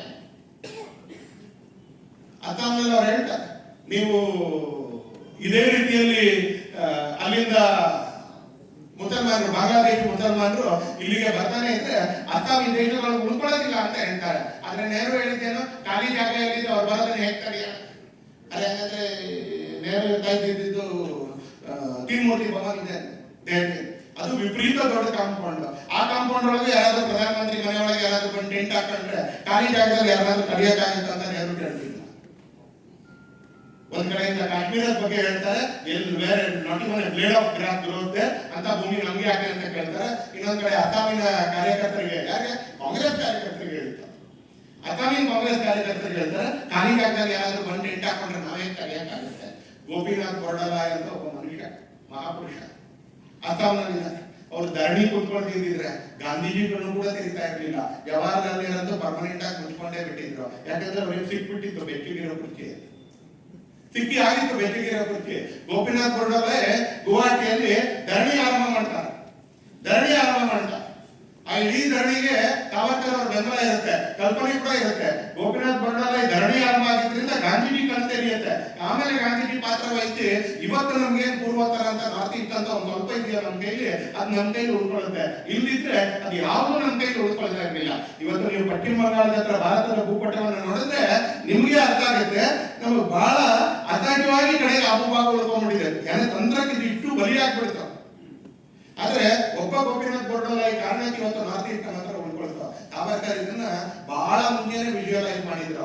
ಹಾಗಾಗಿ ಅವ್ರು ಅಲ್ಲಿದ್ದಂತ ಟ್ರೈಬ್ಸ್ಗೆ, ಅಲ್ಲಿದ್ದಂತ ಜನಜಾತಿ ಬಂಧುಗಳಿಗೆ, ಅಲ್ಲಿದ್ದಂತ ಬುಡಕಟ್ಟಿನವ್ರಿಗೆ ನೀವು ಬರೀ ಟ್ರೈಬ್ ಅಂತ ಬಳಸಬೇಡಿ, ನೀವು ಟ್ರೈಬ್ ಜೊತೆಗೆ ಹಿಂದೂ ಅಂತ ಕೂಡ ಬರ್ತೀವಿ. ನೀವು ಹಿಂದೂ ಅಂತ ಬರ್ತಿದ್ರೆ ಮೆಜಾರಿಟಿ ಹಿಂದೂ ಆಗುತ್ತೆ, ಭಾರತದಲ್ಲಿ ಉಳ್ಕೊಳ್ಳುತ್ತೆ ಭಾಗ. ಆದ್ರೆ ಆಗಲೇ ಚರ್ಚೆನ ಪ್ರಭಾವ ತುಂಬಾ ದೊಡ್ಡದಾಗಿದ್ದರಿಂದ ಇವತ್ತು ಆ ಭಾಗದಲ್ಲಿ ನಮಗೆ ಭಾರತ ಸಿಕ್ಕಿದೆ. 42-43 ಆಂದೋಲನ ಆರಂಭ ಮಾಡ್ತಾರೆ, ಸೈನ್ಯಕ್ಕೆ ಸೇರಿ ಹೇಳ್ತಾರೆ. ಗಾಂಧೀಜಿ ಸ್ವಾತಂತ್ರ್ಯ ಬಂದ ಹೊಸನಲ್ಲಿ ಉಳಿದ ಎಲ್ಲ ಕೆಲಸಗಳಲ್ಲಿ ಪೂಜ್ಯರಾಗಿದ್ರು ಕೂಡ, ಉಳಿದೆಲ್ಲ ಕೆಲಸಗಳಲ್ಲಿ 100% ನಾವು ಅದನ್ನು ಪೂಜನೀಯತೆಯಿಂದ ನೋಡಿದ್ರು ಕೂಡ, ಸ್ವಾತಂತ್ರ್ಯ ಬಂದ ಹೊಸನಲ್ಲಿ what is the need of army ಅಂತ ಕೇಳಿದ್ರು Gandhiji. What is the need of army ಅಂತ ಕೇಳಿದ್ರು. ಯೋಚನೆ ಮಾಡಿ ಅಂತಲೇ 42-43 ಸಾವರ್ಕರ್ ಸೈನ್ಯ ಭರ್ತಿ ಆಂದೋಲನ ಆರಂಭ ಮಾಡ್ತಾರೆ. 45ನೇ ಇಸ್ವಿ ಅಷ್ಟೊತ್ತಿಗೆ ಮುಸ್ಲಿಂ ಲೀಗ್ ಟರಾವ್ ಮಾಡ್ತದೆ, ಸೇನೆಯಲ್ಲಿ 70% ಹಿಂದೂಗಳಾಗ್ಬಿಟ್ಟಿದ್ದಾರೆ, ಇದು ಅನ್ಯಾಯ ಅಂತ. ನಾರ್ಮಲ್ ಆಗಿ ಆಗಿರ್ಲಿಲ್ಲ. ಸಾವರ್ಕರ್ ತನ್ನ ಅಭಿನವ ಭಾರತ ಸಂಘಟನೆಯ ಮುಖಾಂತರ ಇಡೀ ದೇಶಾದ್ಯಂತ ಕಾರ್ಯಕರ್ತರ ಪ್ರವಾಸ ಮಾಡ್ತಿ ಅವರು ಹಿಂದೂ ಯುವಕರನ್ನ ನೀವು ಸೇನೆಗೆ ಭರ್ತಿ ಮಾಡಿ, ನೀವು ಖಾಸಗಿಯಾಗಿ ಬಂದೂಕು ಇಟ್ಕೊಂಡಿದ್ರೆ ಅಪರಾಧಿ, ಆದ್ರೆ ಸೈನಿಕರಾಗಿ ಬಂದೂಕು ಇಟ್ಕೊಂಡಿದ್ರೆ ನೀವು ಸೈನಿಕರು ದೇಶಭಕ್ತರು, ನೀವು ಸೈನಿಕರಾಗಿ ಬಂದೂಕು ಇಟ್ಕೊಳ್ಳಿ, ಆಮೇಲೆ ದೇಶಕ್ಕೆ ಸ್ವಾತಂತ್ರ್ಯ ಬರುವಾಗ ಏನು ಬೇಕಾಗುತ್ತೆ ಅಂದ್ರೆ ಆಮೇಲೆ ಯೋಚನೆ ಮಾಡೋಣ ಅಂತ ಸಾವಿರಾರು ಜನ ಯುವಕರನ್ನ ಸೈನ್ಯಕ್ಕೆ ಸೇರಿಸೋದ್ರಲ್ಲಿ ಸಾವರ್ಕರ್ ಅಭಿನವ ಭಾರತ ಮತ್ತು ಹಿಂದೂ ಮಹಾಸಭಾ ಬಹಳ ಯಶಸ್ವಿಯಾಗಿದೆ. ಸ್ವಾತಂತ್ರ್ಯ ಬಂದಂತಹ ಸಂದರ್ಭದಲ್ಲಿ ನಮ್ಮ ದೇಶದಲ್ಲಿ 93% ಮುಸಲ್ಮಾನ್ ಸೈನಿಕರು ಅವರು ಪಾಕಿಸ್ತಾನದ ಸೈನ್ಯವನ್ನು ಆಯ್ಕೆ ಮಾಡ್ಕೊಂಡು ಹೋಗ್ತಾರೆ. ನಾನು ದಾಖಲೆಗಳನ್ನ ಕೊಟ್ಟು ಮಾಡ್ತಾ ಇದ್ದೀನಿ. ಆಯ್ಕೆ ಇತ್ತು, ಸರ್ಕಾರದ ವ್ಯವಸ್ಥೆಯಲ್ಲಿ ಇದ್ದಂತ ಎಲ್ರಿಗೂ ಕೂಡ ಆಯ್ಕೆ ಇತ್ತು, ನೀವು ಎಲ್ಲಿಗೆ ಹೋಗ್ಬೋದು ಅಂತ. 93% ಮುಸಲ್ಮಾನ್ ಸೈನಿಕರು ಅವರು ಪಾಕಿಸ್ತಾನವನ್ನು ಆಯ್ಕೆ ಮಾಡ್ಕೊಂಡು ಹೋದಾಗ ಅಕಸ್ಮಾತ್ ಅಭಿನವ ಭಾರತ ಮತ್ತು ಸಾವರ್ಕರ್ ಸೈನ್ಯ ಭರ್ತಿ ಆಂದೋಲನವನ್ನು ತಗೊಳ್ಳದೇ ಇದ್ದಿದ್ರೆ 7-8 ವರ್ಷಗಳಿಂದ ಭಾರತ ಸೈನ್ಯದಲ್ಲಿ ಇನ್ಯಾರು ಇರ್ತಿದ್ರು ಅಂತ ನೀವೇ ಯೋಚನೆ ಮಾಡಿ. ಆ ಸಂದರ್ಭದಲ್ಲಿ ಇನ್ಯಾರು ಇರ್ತಿದ್ರು ಅಂತ ಯೋಚನೆ ಮಾಡಿ. ದೇಶವನ್ನು ಕಾಪಾಡಿಕೊಳ್ಳೋದ್ರಲ್ಲಿ ಸತ್ಯಾಗ್ರಹ ಜೊತೆಗೆ ಈ ತರದ ತುಂಬಾ ಜನರ ಬಹುದೊಡ್ಡದಾಗಿರ್ತಕ್ಕಂಥ ಕಾಣಿಕೆ ಕೂಡ ಇದೆ, ತುಂಬಾ ದೊಡ್ಡದಾಗಿರ್ತಕ್ಕಂಥ ಕಾಣಿಕೆ ಇದೆ.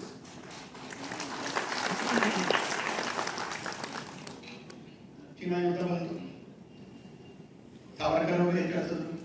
ಒಂದೆರಡು ದಿನಕ್ಕೆ ಮುಂಚೆ ಅಲ್ಲ, 8 ವರ್ಷ ಕೆಳಗೆ ಎಚ್ಚರಿಸಿದ್ರು. ಗುರೂಜಿಯವರು ಎಚ್ಚರಿಸಿದ್ರು 6-7 ವರ್ಷ ಕೆಳಗೆ. ಪಂಡಿತ್ ದೀನ್ ದಯಾಳ್ ಜನಸಂಘದ ಪ್ರಧಾನ ಕಾರ್ಯದರ್ಶಿಯಾಗಿ ಅಧ್ಯಕ್ಷರಾಗಿ ಎಚ್ಚರಿಸ್ತಾನೆ ಇದ್ರು. ಇಲ್ಲ, ಸರಿ ಹೋಗ್ತಾ ಇಲ್ಲ, ಹಿಂದಿ ಚೀನಿ ಬಾಯಿ ಆಗಕ್ಕೆ ಸಾಧ್ಯ ಇಲ್ಲ. ಆ ಬಾಯಿ ಅಂತಕ್ಕಂಥ ವ್ಯವಹಾರ ನಡೆಸಬೇಕು ಅಂದ್ರೆ ನಡೆಸಿ, ಆದ್ರೆ ಸೇನೆಯನ್ನು ಸಿದ್ಧಗೊಳಿಸಿ ಅಂತ. ಆದ್ರೆ ಸೇನೆಗೆ ಒಂದು ಶೂ ತರಲಿಲ್ಲ, ಸೇನೆಗೆ ಒಂದು ಶಸ್ತ್ರ ತರಲಿಲ್ಲ.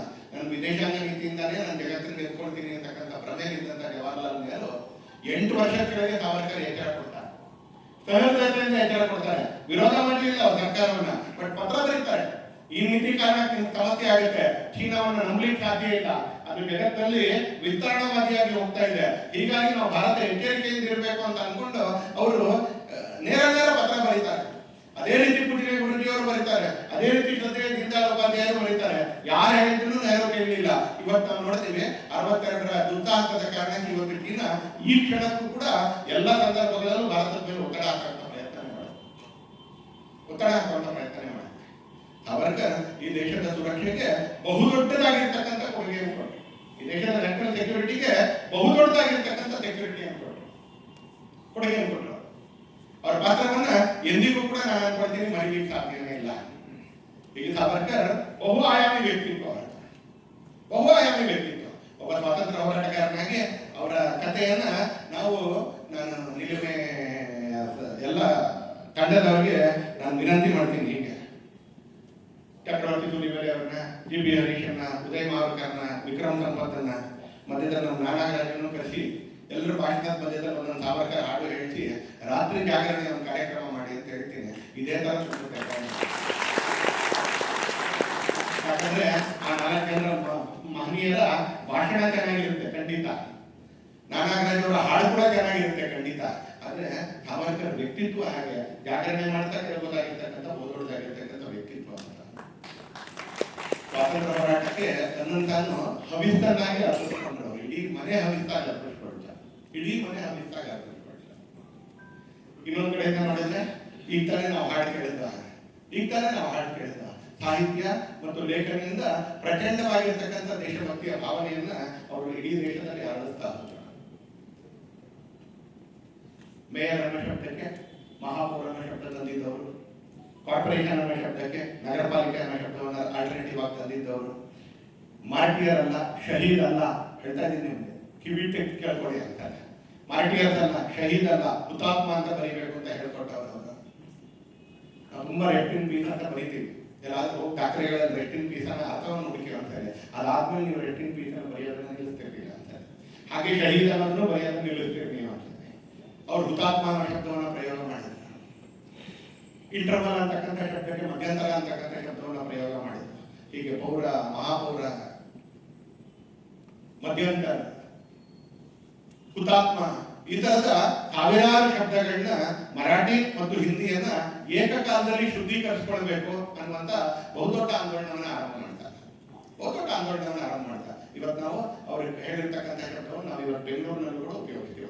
ಎಲ್ಲಾ ಭಾಷೆಗಳ ಶಬ್ದ ಆಗಿದೆ, ಮಹಾಪೌರ, ಪೌರ ಅಂತಕ್ಕಂಥದ್ದು ಎಲ್ಲಾ ಭಾಷೆ ಶಬ್ದ ಆಗಿದೆ. ನಗರ ಪಾಲಿಕೆ ಅನ್ನೋದು ಇವತ್ತು ಮರಾಠಿ, ಕನ್ನಡ ಅಂತಿಲ್ಲ, ಎಲ್ಲ ಭಾಷೆಯಲ್ಲೂ ನಗರ ಪಾಲಿಕೆ ಅನ್ನೋದು. ಹೀಗೆ ಭಾಷೆ ವಿಷಯದಲ್ಲೂ ಕೂಡ ಅವರು ಅದೇ ರೀತಿ ಬಹುದೊಡ್ಡದಾಗಿರ್ತಕ್ಕಂಥ ಪಾತ್ರವನ್ನು ವಹಿಸಿದ್ರು. ಸಮಾಜ ಸುಧಾರಣೆಯ ವಿಷಯದಲ್ಲಿ ಅವರು ವಹಿಸಿರ್ತಕ್ಕಂಥ ಪಾತ್ರದ ಬಗ್ಗೆ ನಾನೇನು ಜಾಸ್ತಿ ಹೇಳಕ್ಕೆ ಅಂತ ಹೋಗೋದಿಲ್ಲ. ಯಾಕಂದ್ರೆ ಮಹೇಶ್ ಅವರು ಸವಿಸ್ತರವಾಗಿ ಅದನ್ನು ಹೇಳಿದ್ರು. ಸವಿಸ್ತರವಾಗಿದೆ, ನಾನು ಹೇಳಿದ್ರೆ ಬಹುತೇಕ ರಿಪೀಟ್ ಆಗುತ್ತೆ. ಯಾಕಂದ್ರೆ ಅವ್ರ ಭಾವನೆ ಜೊತೆಗೂ ಹೇಳಿಲ್ಲ, ನಾನು ಹೇಳಿದ್ರೆ ಪುನರಾವರ್ತನೆ ಆಗುತ್ತೆ. ಆದ್ರೆ ವಿಠೋಬ್ ಮಂದಿರದ ಪ್ರವೇಶ, ಪತಿತ ಪಾವನ ಮಂದಿರದ ಸ್ಥಾಪನೆ, ಸಹಪಂಕ್ತಿ ಭೋಜನ ಅನ್ನೋದನ್ನ ಒಂದು ಆಂದೋಲನ ಮಾಡಿರ್ತಕ್ಕಂಥ ವ್ಯಕ್ತಿ. ಮತ್ತೆ ಅಸ್ಪೃಶ್ಯತೆ ಬಗ್ಗೆ ಇವತ್ತು ವೇದಿಕೆಯಲ್ಲಿರುವಂತಹ ವಾಕ್ಯದ ಜೊತೆಗೆ ಅವರು ಮಹೇಶ್ ಅವರು ಹೇಳಿರ್ತಕ್ಕಂಥ 100 ವಾಕ್ಯಗಳು ಮಾತ್ರ ಅಲ್ಲ, ಬರೀ ಅದನ್ನ ಒಂದು ಸಾಹಿತ್ಯವಾಗಿ ಬರವಣಿಗೆಯಾಗಿ ನೋಡಲಿಲ್ಲ, ಬಟ್ ಬದುಕಿನ ಆಧಾರಿತವಾಗಿ ನೋಡಿ ಅದನ್ನ ಪ್ರಾಕ್ಟೀಸ್ ನಲ್ಲಿ ತರಲಿಕ್ಕೆ, ವ್ಯವಹಾರದಲ್ಲಿ ತರಲಿಕ್ಕೆ ಅವ್ರು ನಡೆಸಿದಂತ ಆಂದೋಲನಗಳು. ಮತ್ತೆ ಅವರು ಕೂಡ ಬಾಬಾ ಸಾಹೇಬರಿಗೆ ಇದ್ದಂತ ಅತ್ಯಂತ ಗರಿಷ್ಠವಾಗಿರ್ತಕ್ಕಂಥ ಸಂಬಂಧ. ಅವರೊಬ್ಬ ಸರ್ವಶ್ರೇಷ್ಠ ಸಮಾಜ ಸುಧಾರಕರಾಗಿ ಆ ಸಂದರ್ಭದಲ್ಲಿ ಹೊರಹೊಮ್ಮ. ಮಹೇಶ್ ಅವರು ಸರಿಯಾಗಿ ಹೇಳಿದ್ರು, ಈಗ ಸ್ವಲ್ಪ ಸಮಾಜ ಸ್ವಲ್ಪ ತೆರ್ಕೊಳ್ತಾ ಇದೆ, ಆಂದೋಲನಗಳು ಬಹು ದೊಡ್ಡ ಪ್ರಮಾಣದಲ್ಲಿ ನಡೆದಿದೆ. ಹಾಗೆ ಶಿಕ್ಷಣ ಕೂಡ ಬಹಳ ದೊಡ್ಡದಾಗಿರ್ತಕ್ಕಂಥ ಪರಿವರ್ತನೆ ತಂದಿದೆ. ಆದ್ರೆ ಸಾವರ್ಕರ್ ಸಹಪಂಕ್ತಿ ಭೋಜನ ಪ್ರಾರಂಭ ಮಾಡಿದಾಗ, ಅಂತರ್ಜಾತೀಯ ವಿವಾಹವನ್ನ ನಾರ್ಮಲೈಸ್ ಮಾಡಿದಾಗ, ಆ ಎಲ್ಲ ಸಂದರ್ಭಗಳು 1920, 1930, 1940 ಕರ್ನಾಟಕ ಸಮಾಜ ಅವತ್ತಿಂದ. ಅಂತ ಸಂದರ್ಭದಲ್ಲಿ ಸಾವರ್ಕರ್ ಎದೆ ಕೊಟ್ಟು ನಿಂತ್ಕೊಳ್ತಾರೆ, ಇಲ್ಲ ಬದಲಾವಣೆ ತಗೊಂಡ್ ಬರ್ಬೇಕು, ಈ ಬದಲಾವಣೆ ತಗೊಂಡ್ ಬರ್ಲಿಲ್ಲ ಅಂದ್ರೆ ಹಿಂದೂ ಸಮಾಜ ಉಳಿಯೋದಿಲ್ಲ ಅಂತಕ್ಕಂಥ ಒಂದು ವಿಶಾಲವಾಗಿರ್ತಕ್ಕಂಥ ದೃಷ್ಟಿಯನ್ನ ಸಮಾಜದ ಎದುರುಗಡೆ ಅವರು ಹಾಕೊಳ್ತಕ್ಕಂಥ ಕೆಲಸ ಮಾಡ್ತಾರೆ. ಹೀಗೆ ಒಬ್ಬ ಸಮಾಜ ಸುಧಾರಕರಾಗಿಯೂ ಕೂಡ ಸಾವರ್ಕರ್ ಅವರು ನಮ್ಮ ಎದುರಿಗೆ ಒಂದು ಅತ್ಯಂತ ದೊಡ್ಡ ವ್ಯಕ್ತಿತ್ವವಾಗಿ ನಮ್ಮ ಎದುರು ಉಳ್ಕೊಳ್ತಾರೆ. ಹಾಗೆ ಸಾವರ್ಕರ್ ಬಹುದೊಡ್ಡ ಸಾಹಿತ್ಯಕಾರ ಏನು ಅಂತ ಕೇಳಿದ್ರೆ ಅವ್ರು ಯಾವುದೇ ಪ್ರಶಸ್ತಿಗೆ ಬರೀಲಿಲ್ಲ, ಇತಿಹಾಸಕ್ಕೆ ತಿರುವು ಕೊಟ್ಟರು ಅಂತ ಸಾಹಿತ್ಯದ ಮುಖಾಂತರ. 1857ರ ಸ್ವಾತಂತ್ರ್ಯ ಸಂಗ್ರಾಮದ ಬಗ್ಗೆ ನೀವು ಅರ್ಥ ಮಾಡ್ಕೊಳ್ಬೇಕು. ನಾವೆಲ್ಲರೂ ಕೂಡ ಅನೇಕರಿಗೆ ಗೊತ್ತಿರುವಂತಹ ಸಂಗತಿ, ಏನು ಹೊತ್ತು ಅಂತ ಹೇಳೋದಿಲ್ಲ. ಸಿಪಾಯಿ ದಂಗೆ ಅಂತ ಕರೆದಿದ್ರು 1857ರ ಸಂಗ್ರಾಮ. ಸಿಪಾಯಿ ದಂಗೆ ಅಂತ ಕರೆದಿದ್ರು. ನಾವು ಸಣ್ಣ ಶಬ್ದಗಳ ಬಗ್ಗೆ ಯೋಚನೆ ಮಾಡಬೇಕು. ಆದಿವಾಸಿ ಅನ್ನೋ ಶಬ್ದವನ್ನು ಬ್ರಿಟಿಷರು ಕಾಯಿನ್ ಮಾಡಿದ್ರು. ನಮ್ಮ ರಾಜಕೀಯ ಪಕ್ಷಗಳ ಆಂದೋಲನಕಾರರು ಕೂಡ ಆದಿವಾಸಿ ಶಬ್ದವನ್ನು ಉಪಯೋಗಿಸಿದ್ರು. ಏನು ಆದಿವಾಸಿ ಅಂತ ಹೇಳಿದ್ರೆ ಮೂಲದಲ್ಲೇ ಭೇದ ಭಾವನ ಬಿತ್ತಕ್ಕಂಥ ಪ್ರಯತ್ನವನ್ನ ಆರಾಮಾಗಿ ಲೆಫ್ಟಿಸ್ಟ್ಗಳು ಮತ್ತು ಬ್ರಿಟಿಷರು ಮಾಡಿದ್ರೆ, ಏನು ಆದಿವಾಸಿಗಳು ಅಂತಂದ್ರೆ ಇವ್ರು ಕಟ್ಟಿದ್ದವರು, ಇನ್ಯಾರು ಆನಂತರ ಬಂದವರು ಅಂದ್ರೆ ಬಿತ್ತಬೇಕಾದ್ರೆ ವಿಭಜನೆಯ ಭೇದ ಭಾವದ ಬೀಜ. ಹಾಗೆ ಎಲ್ಲಿ ಆ ದಂಗೆ ಬಗ್ಗೆ 1857ರ ಸಂಗ್ರಾಮದ ಬಗ್ಗೆ ಭಾರತದ ಯುವಕರ ಮನಸ್ಸಿನಲ್ಲಿ ದೇಶಭಕ್ತಿಯ ಭಾವನೆ ಅರಳಿಬಿಡುತ್ತೆ ಅಂತ ಹೇಳಿ ಅದನ್ನ ಸಿಪಾಯಿ ದಂಗೆ ಅಂತ ಕರೆದ್ರು. ಅದನ್ನ ಪ್ರಥಮ ಸ್ವಾತಂತ್ರ್ಯ ಸಂಗ್ರಾಮ ಅಂತ ಕರೆದಂತ ಮೊಟ್ಟ ಮೊದಲ ವ್ಯಕ್ತಿ ಸಾವರ್ಕರ್. ಪುಸ್ತಕ ಬರೀತಾರೆ, ಹತ್ತಾರು ಭಾಷೆಗಳಿಗೆ ಭಾಷಾಂತರ ಆಗುತ್ತೆ, ಹತ್ತಾರು ಭಾಷೆಗಳಿಗೆ ಭಾಷಾಂತರ ಆಗುತ್ತೆ. ನಾನು ಹೇಳಿದಾಗ ಆಗ್ಲೇ ಹೇಳಿದಾಗ 2 ದೇಶಗಳಲ್ಲಿ ಪ್ರಕಟಣೆ ಮುಂಚೆ ನಿಷೇಧಕ್ಕೊಳಗಾಗುತ್ತೆ. ಶೇಕ್ಸ್ಪಿಯರ್ನ ಪುಸ್ತಕದ ರ್ಯಾಪರ್ನ ಒಳಗಡೆ, ಡಾನ್ ಕ್ವಿಜಾರ್ಟ್ನ ಪುಸ್ತಕದ ರ್ಯಾಪರ್ನ ಒಳಗಡೆ ಆ ಪುಸ್ತಕವನ್ನು ಪ್ರಿಂಟ್ ಮಾಡಿ ಜಗತ್ತಿನ ಬೇರೆ ಬೇರೆ ದೇಶಗಳಿಗೆ ಕಳಿಸ್ತಾರೆ, ಬೇರೆ ಬೇರೆ ದೇಶಗಳಿಗೆ ಕಳಿಸ್ತಾರೆ. 1932ರಲ್ಲಿ ಮೊದಲನೇ ಬಾರಿಗೆ ಕಾಂಗ್ರೆಸ್ನ ಸರ್ಕಾರಗಳು ಅಸ್ತಿತ್ವಕ್ಕೆ ಬಂದಾಗ ಆಗ್ಲೂ ಕೂಡ ಆ ಬ್ಯಾನ್ ಅನ್ನು ತೆಗೆಯೋದಿಲ್ಲ ಕಾಂಗ್ರೆಸ್ ಸರ್ಕಾರಗಳು. ಆಗ ಇನ್ನೊಂದ್ಸಲಿ ಚಳವಳಿ ಏರ್ಪಾಡು ಮಾಡ್ತಾರೆ ಅದರ ಬ್ಯಾನ್ ಅನ್ನು ತೆಗೆದಾಕ್ಲಿಕ್ಕೆ. ಇತಿಹಾಸದ ಸ್ವರ್ಣ ಪುಟಗಳು ಪುಸ್ತಕ ಇರ್ಬೋದು, 1857ರ ಸ್ವಾತಂತ್ರ್ಯ ಸಂಗ್ರಾಮದ ಪುಸ್ತಕ ಇರ್ಬೋದು, ಹೀಗೆ ಸಾವರ್ಕರ್ ಅವರು ಬರೆದಿರ್ತಕ್ಕಂಥ ಅಸಂಖ್ಯವಾಗಿರ್ತಕ್ಕಂಥ ಸಾಹಿತ್ಯಗಳು ಇವತ್ತು ನಮ್ಮ ಎದುರಿಗಿದೆ. ಅದನ್ನು ಕೂಡ ನಾವೆಲ್ಲರೂ ಕೂಡ ಓದ್ಬೇಕು, ಅದನ್ನು ಕೂಡ ನಾವೆಲ್ಲರೂ ಓದ್ಬೇಕು. ದೇಶದ ರಕ್ಷಣೆಯ ಬಗ್ಗೆ ಸಾವರ್ಕರ್ ಹೇಳಿರ್ತಕ್ಕಂಥ, ಸಾವರ್ಕರ್ ಮಾಡಿರ್ತಕ್ಕಂಥ ಕೆಲಸಗಳು ಪುಸ್ತಕ ನಮಗೆ ತುಂಬಾ ಸುಂದರವಾಗಿ ಕಟ್ಕೊಟ್ಟಿದೆ. ಉದಯ್ ಮಾರ್ಕರ್ ಅವರು ಸಾವರ್ಕರ್ ಜೀವನದ ಬಗ್ಗೆ ಸಾವಿರಾರು ಪುಸ್ತಕಗಳು ಬಂದಿದೆ ಅಂತಾರೆ. ಆದ್ರೆ ಸಾವರ್ಕರ್ ಬದುಕಿನ ಅನೇಕ ಬೇರೆ ಬೇರೆ ಮಜಲುಗಳನ್ನ, ಆಯಾಮಗಳನ್ನ ಅದನ್ನ ಅನಾವರಣ ಮಾಡಬೇಕು. ಅದಿವತ್ತಿರ್ತಕ್ಕಂಥ ಅವಶ್ಯಕತೆ. ಒಬ್ಬ ಸಮಾಜ ಸುಧಾರಕನಾಗಿ, ರಾಷ್ಟ್ರದ ರಕ್ಷಣೆಯ ದೃಷ್ಟಿಯಿಂದ, ಸಾಹಿತ್ಯಕಾರನಾಗಿ, ಭಾಷಾ ಶುದ್ಧಿಯ ದೃಷ್ಟಿಯಿಂದ ಸಾವರ್ಕರ್ ಏನ್ ಕೆಲಸ ಮಾಡಿದ್ದಾರೆ ಇದನ್ನ ಕಟ್ಕೊಳ್ಬೇಕಾಗಿರ್ತಕ್ಕಂಥ ಕೆಲಸ ಹಂತದಲ್ಲಿ ಒಂದು ಕೆಲಸವನ್ನ ಸನ್ಮಾನ್ಯ ಉದಯ್ ಮಾರ್ಕರ್ ಅವರು ಚಿರಾಯಪಂಡಿತ್ ಅವರು ಮಾಡಿದ್ದಾರೆ. ಅದಕ್ಕೆ ನಾನು ನಿಮ್ಮೆಲ್ಲರ ಮುಖಾಂತರ ಅವರಿಗೆ ಧನ್ಯವಾದವನ್ನು ಕೂಡ ಸಮರ್ಪಿಸ್ತೀನಿ. Thanks Uday Mahurkar Chirayu Pandit for unraveling one more facet of Savarkar's personality through the national security angle. ಇದೆಲ್ಲವನ್ನ ಮಾಡ್ತಾ ಇರ್ಬೇಕಾದ್ರೆ ಸಾವರ್ಕರ್ ತನ್ನನ್ನು ತಾನು ಸಮರ್ಪಣೆ ಮಾಡಿಕೊಂಡಂತ ರೀತಿ ಈ ಕೆಲಸಕ್ಕೆ ಅದು ಅನನ್ಯವಾಗಿರ್ತಕ್ಕಂಥ.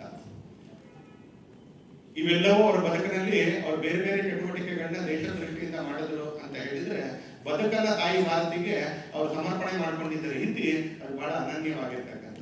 ನಾನು ಅವ್ರದೇ ಮಾತುಗಳಲ್ಲಿ ಅವ್ರು ಹೇಳಿರ್ತಕ್ಕಂಥ ಶಬ್ದವನ್ನೇ ನಿಮ್ಮ ಮುಂದೆ ಇಡ್ತಾ ನಾನು ನನ್ನ ಮಾತನ್ನ ಮುಕ್ತಾಯ ಮಾಡುವಂತ ಪ್ರಯತ್ನ ಮಾಡ್ತೀನಿ. ಯಾಕಂದ್ರೆ ದೇಶ ಅಂತ ಹುಚ್ಚರ ಕಾರಣಕ್ಕೆ ಬದುಕೋದು ನೆನ್ಪಿಟ್ಕೊಳ್ಳಿ.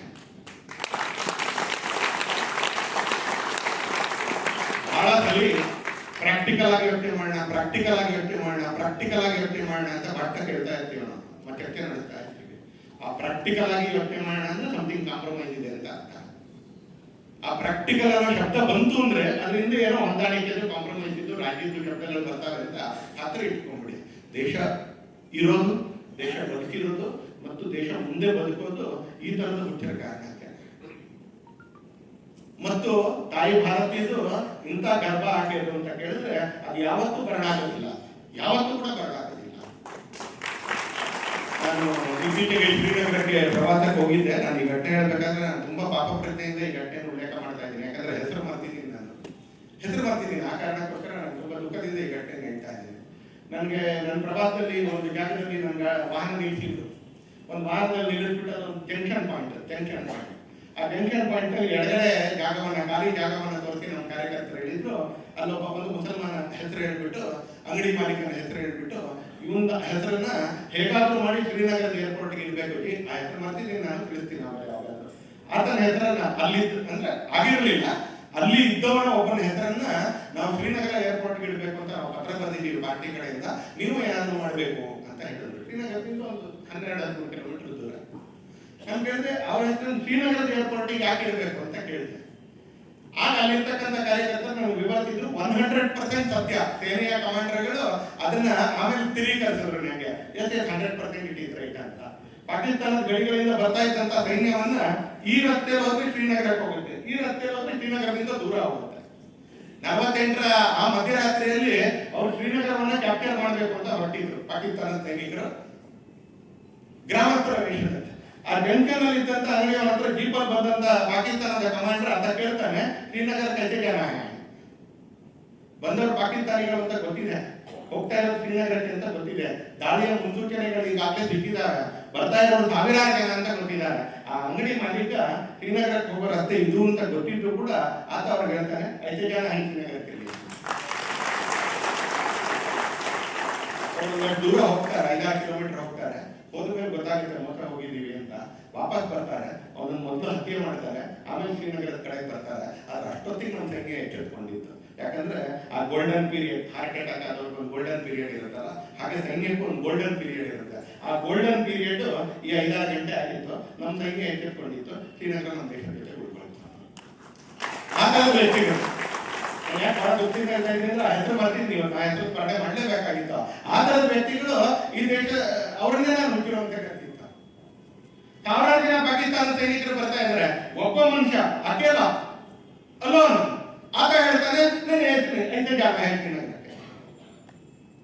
ಇವತ್ತು ಸರ್ಕಾರ ಒಪ್ಕೊಳ್ಳುತ್ತದೆ ಶ್ರೀನಗರ ಏರ್ಪೋರ್ಟ್ಗೆ ಸರ್ವಸಾಧಾರಣ ಮನುಷ್ಯ, ಬಹಳ ದೊಡ್ಡ ಓದಿದ್ದಾನೆ ಅಥವಾ ಬಹಳ ದೊಡ್ಡದಾಗಿರ್ತಕ್ಕಂಥ ಪದವಿ ಇದ್ದಾನೆ ಅಂತಲ್ಲ, ಸರ್ವಸಾಧಾರಣವಾಗಿರ್ತಕ್ಕಂಥ ಶ್ರೀನಗರದ ಒಬ್ಬ ಮುಸಲ್ಮಾನ್ ಯುವಕ ರತ್ನಗರ್ಭ ವಸುಂಧರ ಅಂತ ತಾಯಿ ಭಾರತಿ ಕರೆದಿದ್ದ ಆ ಕಾರಣಕ್ಕೆ.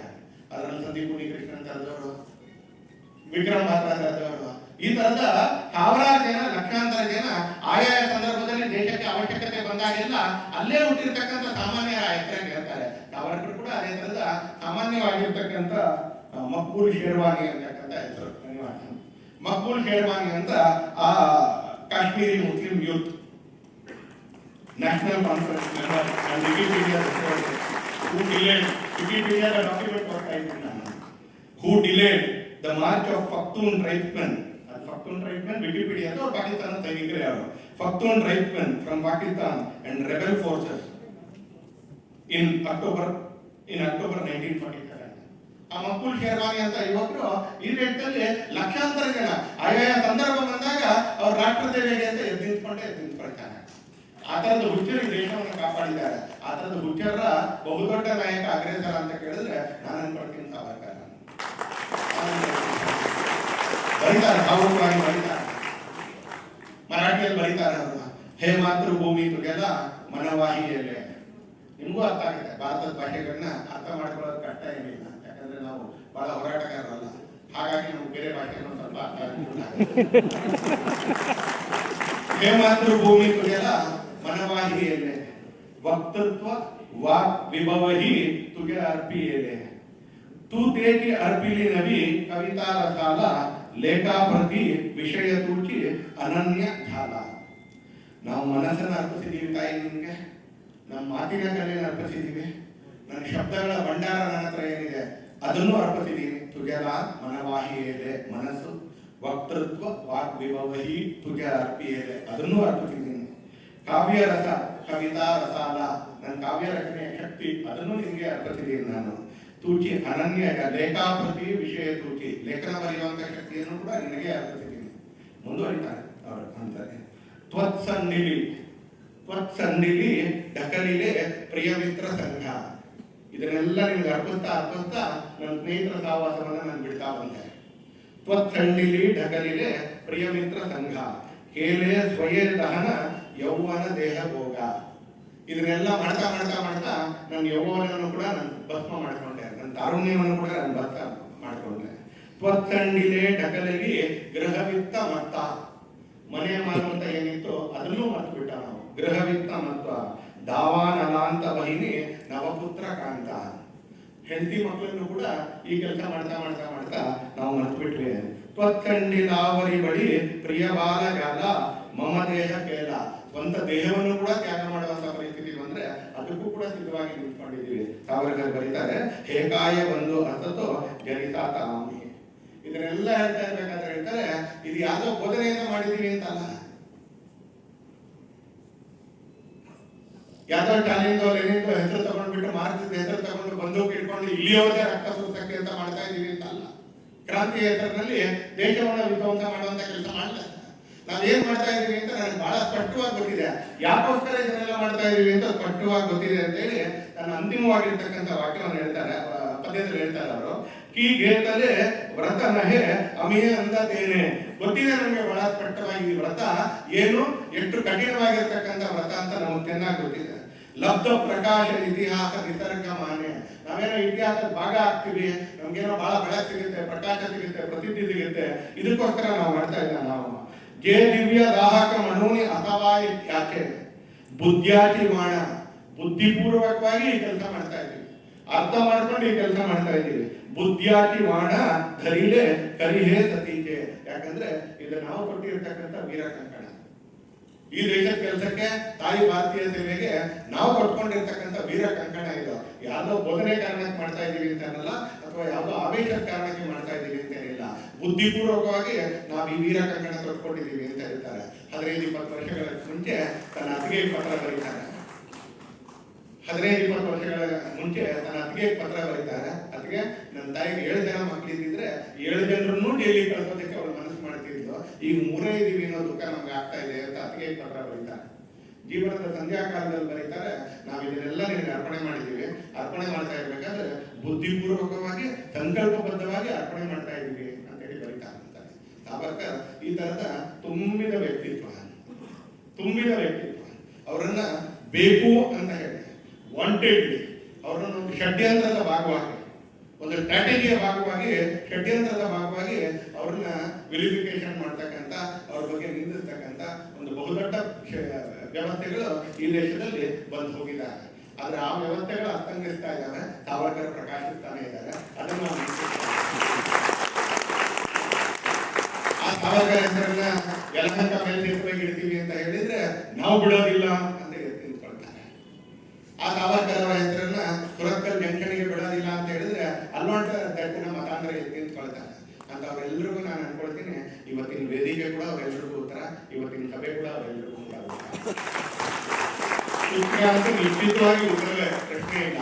ಆದ್ರೆ ಅದ್ರ ಜೊತೆಗೆ ಇವತ್ತಿನ ವೇದಿಕೆ ಮತ್ತು ಇವತ್ತಿನ ಸಭೆ ಕೂಡ ಆ ಎಲ್ಲ ವ್ಯಕ್ತಿಗಳಿಗೆ, ಸ್ಮರಣೆಗೂ ಯೋಗ್ಯರಲ್ಲ ಅಂತ ವ್ಯಕ್ತಿಗಳಿಗೆ ನಾನು ಅನ್ಕೊಳ್ತೀನಿ ಒಂದು ಅದ್ಭುತವಾಗಿರ್ತಕ್ಕಂಥ ಸಂಕೇತ ಅವರಿಗೆ. ಸಾವರ್ಕರ್ ಈ ದೇಶದಲ್ಲಿ ಸದಾ ಕಾಲಕ್ಕೂ ಜೀವಿತರಾಗಿರ್ತಾರೆ, ಮುಖ್ಯಮಂತ್ರಿಗಳು ಹೇಳಿದಾಗ. ಯಾಕಂದ್ರೆ ವ್ಯಕ್ತಿಯೊಬ್ಬನ ಮಹತ್ವವನ್ನು ಪುಸ್ತಕದ ಮುನ್ನುಡಿಯಲ್ಲಿ ಉದಯ್ ಮಾರ್ಕರ್ ಅವರು ಮೊದಲನೇ ವಾಕ್ಯವನ್ನೇ ಬರೆದಿದ್ದಾರೆ. The greatness of A person is always measured by the length of his shadows. ಒಬ್ಬ ವ್ಯಕ್ತಿಯ ಮಹಾನತೆಯನ್ನ ಆತನ ನೆರಳಿನ ಗಾತ್ರದ ಆಧಾರದ ಮೇಲೆ ಅರಳ್ತೀವಿ. ಅಂದ್ರೆ ಆತ ಸತ್ತ 8 ವರ್ಷದ ನಂತರ ಆತನ ಹೆಸರಿಗೆ ಬೆಲೆ ಇರುತ್ತೆ ಅಂತ ನಾವು ಅಳಿತೀವಿ. ಸಾವರ್ಕರ್ ತೀರ್ಕೊಂಡು 60 ವರ್ಷದ ನಂತರ ಕೂಡ ಇವತ್ತು ಸಾವರ್ಕರ್ ಅವ್ರ ಬಗ್ಗೆ ಇಟ್ಟಿಟ್ಟು ದಪ್ಪನ, ಇಟ್ಟು ಮಹತ್ವದ ಪುಸ್ತಕಗಳು ಬರ್ತಾ ಇದ್ದಾವೆ ಅಂತ ಹೇಳಿದ್ರೆ ಸಾವರ್ಕರ್ ಮಹತ್ವ ಏನು ನಾನು ಹೇಳ್ತಾ ನಾನು